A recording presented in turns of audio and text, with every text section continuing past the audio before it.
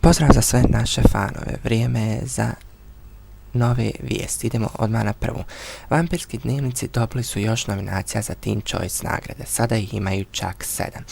Candice Nicola nominovana je za omiljenu kradljivicu scene, dok Steven McQueen se takmiči za istu nagradu u muškoj kategoriji.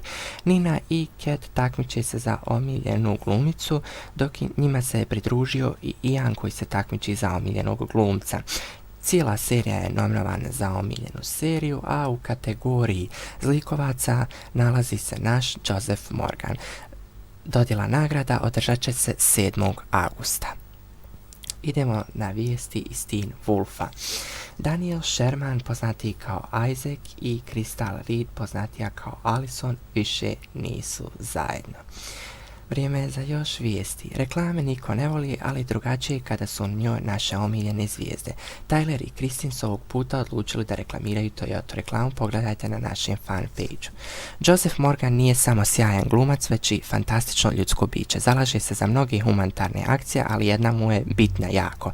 To je Positive Woman. Nedavno je snimio i promotivni video koji će promovisati rad ove organizacije.